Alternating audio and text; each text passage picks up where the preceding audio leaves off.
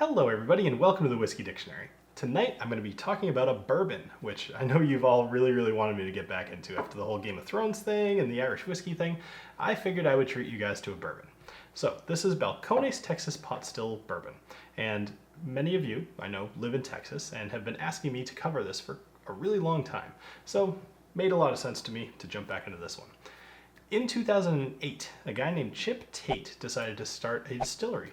And him and a few of his friends kind of went into this welding shop that Chip had bought and knocked down a bunch of the walls, redid the roof, and Chip even banged out a couple of his own copper pot stills. And they began distilling about a year later in 2009. Between 2009 and 2015, they had won a decent amount of kind of craft distillery, craft whiskey awards, and people seemed to really dig his stuff. And in 2015, he actually upgraded his distillery to this much larger facility, but he had to double his staff as well. Now, Balcones, you might not have ever really heard this term, but it's essentially a reference to the Balcones Fault, which a fault is a geological basically event where tectonic plates kind of mush together, create faults in the ground, just little open areas, the rocks come together, whatever. But the Balcones Fault is what this is named after. So it's kind of fitting to call it this, because I would be remiss if I didn't mention that back in about 2014, Chip ran into some issues while he was looking for some investors. And basically he had a good product and people wanted to invest in it, but some of the people that he chose as investors might have been a bad choice, at least as far as his career goes, because over time they ended up owning more than half the business, kind of forced Chip out.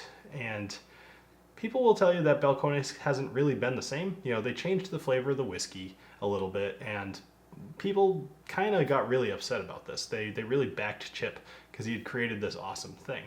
Now, I'm not saying that Balcones isn't still awesome, because honestly, it's very good. And I've never tasted the stuff prior to this event in 2014, so I can't really speak from experience.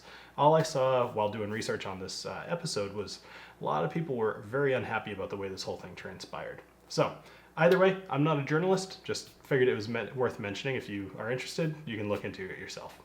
So, let's talk about this whiskey, though.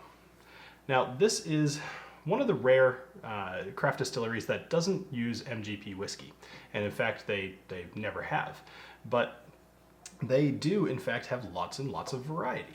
I'm going to just read these off. So they have the Baby Blue, the Texas Single Malt, the Texas Rye 100 proof, the Texas Pot Still Bourbon, the the True Blue 100 proof, Brimstone, and Rumble, and those are all their main line. That's like things that they make all the time, which that's pretty huge for a small distillery.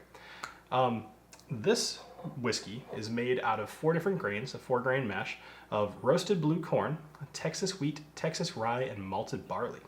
It's aged for about 24 months.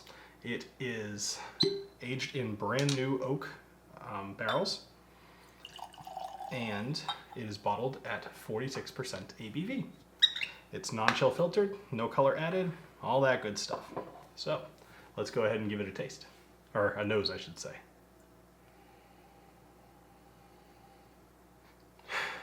The nose on this is very good. I like this a lot. It's actually I've missed bourbons a little bit.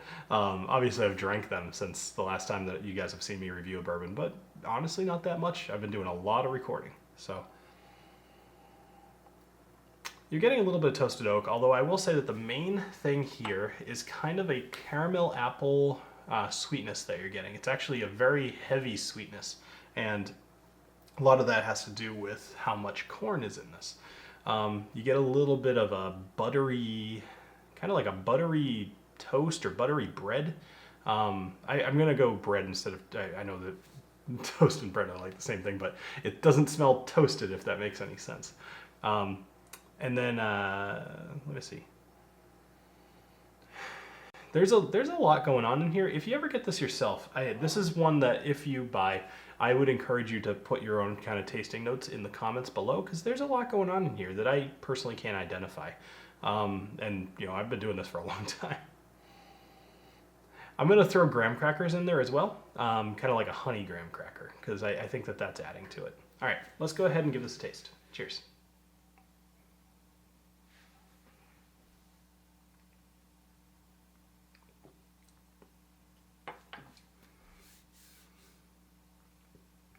It's a little bit of spice towards the end there.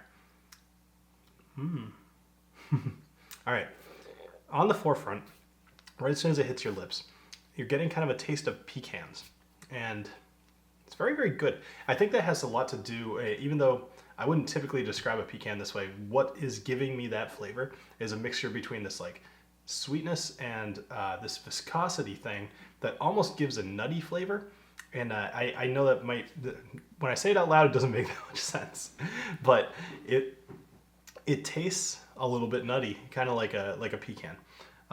It's very creamy for sure, but a lot of that is even though this is only 46%, it drinks like something more like a 92 proof or so. What is that? 44. Wow. Yeah. Okay. Sorry. 98%. I just said a 46% drinks like a 92 proof, which is exactly what it drinks like. Anyway, it drinks a little higher ABV percent than it is marked on the bottle, which always a good sign. All right. Would you believe that was my second drink of the night? Sometimes I film these things and I've had a few. This time I'm truly just tripping over some of my words. All right. The biggest thing that the finish is giving me is kind of this molasses flavor. It's very, it's actually very defined, almost to the point where if I were going to point somebody into what molasses tastes like in a bourbon, this would be something I would suggest that they use to train their palate on. There's a little bit of kind of like a leather taste in there, almost as if you were smelling like a baseball glove, if that helps. Actually, you know what? I've been using a cow for my leather because that's always struck me as kind of funny. I think this time I'm going to use a baseball glove for my icon. And let's see if I can get anything else.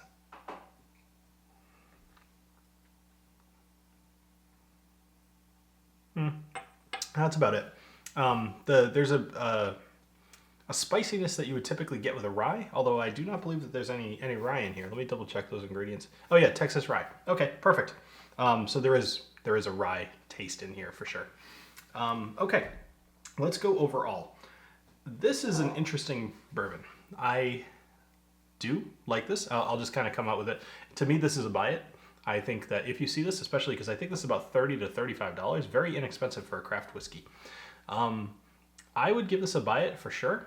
I think that I've had better Balcones. I like the Brimstone. I like the baby blue, but this is different, you know, and it's worth trying. It's actually fairly new as far as expressions go from Balcones. And yeah, I think that you would really enjoy this if you were to buy this, if you're a bourbon or if you've been enjoying some of these more American whiskeys that are coming out, because it does have a little bit more of a characteristic of an American whiskey versus a bourbon in character. Versus, it tastes like a bourbon in that it's sweet like corn, but it's got a lot of character to it in that it's got a lot of definition similar to American whiskey. Anyway, that does it for this episode of the Whiskey Dictionary. I will see you on Saturday for an episode on Kilbeggan, because they have this new Irish rye, which it totally caught my eye. I really just wanted to review it. So there I am. And have a great rest of your night. Cheers.